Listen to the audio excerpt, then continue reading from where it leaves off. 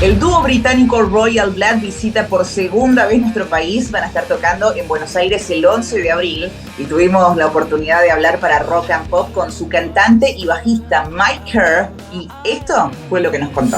Thank you so much for taking this time to talk with us. I know that a couple of weeks or days ago you've been playing in India, right? 2 gigs. We did one show. We played a festival there, in Mumbai. Have you ever been there? Was this your first time there? It was my first time in Mumbai, yeah. And how was it? Did you enjoy it? Did you get to visit or some cool food or visit some cool places? Yeah, it was amazing. It's pretty mind-blowing. Yeah. Never never thought we'd get to sort of travel like this and get to see the world in the way that we have. Yeah, so it's just to kind of go to places like that. It's really special, and amazing place, amazing food, amazing people, and love the culture. And I mean, I was only there for 4 days, so it's somewhere I think you have to spend a lot of time, but. We did a bit of a crash course and kind of got to see as much as we could have in the time space. I think that maybe it's never enough time, right? When you go to places, when you're touring. Well, yeah, I mean, it's not a holiday, it's not quite the same, but if you kind of play it right, there's you get to kind of get some amazing experiences in there. You just have to manage your time a bit. That's so cool. And now you are planning your second visit to our country and to South America in April, right? Mm-hmm. So what do you remember the first time you've been here? I think it was in 2018, right? Or so? Yeah. I mean, it was that's quite a blurry time in my life, but but I do remember the sort of main thing I really took away from our tour there last time is just the live experience and the energy from the crowds and the kind of love for music out there. It's unlike anywhere in the world, really. It's its own thing, and it's pretty special. There's just this. I think for us as well, there was a real kind of surprise element to it, because going to a new country, a new place you've never been before, and having a kind of a warm welcome and a reception that's really powerful like that. It's just that's quite an amazing feeling, and it's kind of what the live show is about, that really feeds back into how we play and how we perform, and we kind of how could you not have a good time doing that? Well, we are a bit crazy, so I can imagine that for some people it might feel a bit overwhelming. A lot of people at the hotel and all the crazy energy during the live shows. It's not for everyone, right? No, but that's why it's so fun, I think things that are for everyone are probably quite bland. That's a good way of thinking it, Mike. Yeah, I agree on that. Okay, so I would like to talk about the last records, back to your last and fourth record, Back to the Water Below, released a couple of months ago. And I want to ask you about the cover, which shows a pretty hypnotic jellyfish, which is one of the most beautiful and scary marine animals in the world, which I don't know why you picked this image. Have you ever been stung by a jellyfish? I have, actually, yeah. I was only a little one, so I just sort of grabbed it with not intentionally, but swam into it. I mean, we didn't have much.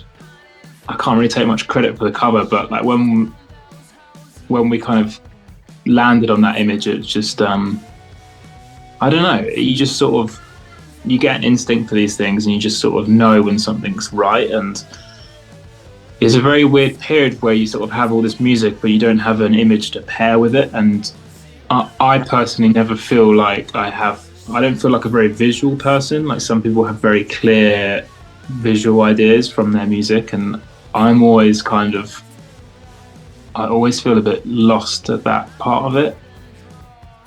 But when the right image comes along, it's very clear that that's the right one, you know. And I think we've always had that experience. We've been lucky to work with, you know, amazing artists and photographers to kind of provide these kind of covers for us. So yeah, we're really stoked on that. It looks really cool. It looks really cool. It's pretty, as I say, hypnotic image. But what it's also beautiful are the 12 songs that are in these records, these 12 tracks, which I kind of feel that they're really introspective. And I read that you said something like when you write a lot of the music first, there's a sense of restriction. You need the words to fit the mood of the song. But for this record, you find yourself at the piano, this time with the lyrics in front of you. How was that? Why you try this different method, this different approach to the record? I just never feel like I have a process, and part of me doesn't really like that idea, because then it would make me feel like a sort of factory or something. I don't know. There's something sort of sterile about having a process to me. But I think anything that feels like a new approach or a fresh or something, anything that feels fresh, I think is usually creative. And I think I just spent a lot of time writing songs not doing that, and it felt like just something I hadn't given a lot of time. So it was just a way of shaking things up, really. Okay. So I guess you already knew kind of what the record was gonna be about, but maybe the sound was something that you had to find out, right? I never know what we're gonna do next. We just kind of start, and we kind of that's the best way I can describe it. I've always find making decisions on kind of what we want to say and stylistically what kind of music we want to make, it never really works. It never pans out, because it kind of feels like that's your ego kind of trying to make decisions, when really the songs and the music have a plan of their own that's going on in the background. And sometimes it can feel like quite a contrived way to begin a creative process, because you've already closed yourself off to what it's not going to be. Whereas I think we like to kind of go in very open, particularly now, actually, maybe not so much earlier on, but I think now we like to go in, very open to all kinds of possibilities, because you never know where you're going to sort of land. It's probably not till we have a collection of songs that feel like they belong on an album that we kind of maybe close in a bit then, you know. But I think at the beginning it's kind of like, let's see what happens, let's see what feels good, and kind of not decide too soon what we're going to do. Okay, I get it. And you've been together for over or more than 10 years, and I also read somewhere that when you are working on new material, the two of you with Ben rarely have disagreements about the song, which is pretty amazing. I mean, I often have disagreement with my own husband about what are we gonna have for dinner, but is that chemistry between you something natural, or is it something that you have to work it out during the years? I'm sorry for my English. I thought I had good English until I heard an Englishman speaking to me, and I am a bit nervous. No, your English is actually better than mine. I just have an English accent. I think that's the difference, I mean, I think for us, there's probably things that there are things we don't agree on, but I think we always see that as evidence that something is incorrect, because I think being in a band is all about chemistry, and it's about where your paths cross, you know, where where the combination of the two things align is kind of where the gold is for us. So if either of us have an idea we're really into, the other one isn't so sure, we'll give it a grace period. But basically what I'm trying to say in a very long-winded way is the things that are most powerful for us are the things that we're both in full agreement on. Okay. And we kind of honor that instinct. Okay, that's so cool. Does it help that it's only the two of you? Maybe if it's like a large band, it's harder to handle numerous personalities, numerous egos? Probably. I mean, I'm sure, yeah. Who knows? I mean, bands are very complicated things. It's also probably like, I would always liken it to however many siblings you have or don't have. That's kind of all you know after a certain time. And I have 4 sisters, yeah. Oh, the only man on the family. Yes. That's hard. Well, again, I don't know any different. So that, I mean, yeah, it was great. I don't know. So I think, yeah, that thing of being in a 2-piece, I don't think it's something we particularly think about anymore. But yeah, you're probably right. Being in a situation of 4 or 5 members, that's probably quite tricky, you know? Probably. Okay, I want to ask you about Arctic Monkeys, which was the band that, or one of the bands that showed you support during the early times, not only with Matt Helder, drummer Matt Helder, using a t-shirt with your name, but also picking you to play as the support band for some of their shows. I imagine that must have felt pretty awesome. Is that common among big, famous, bands to support other colleagues, or is it something you think it's happening less or less? Is there a lot of competition in the music industry, maybe, Mike?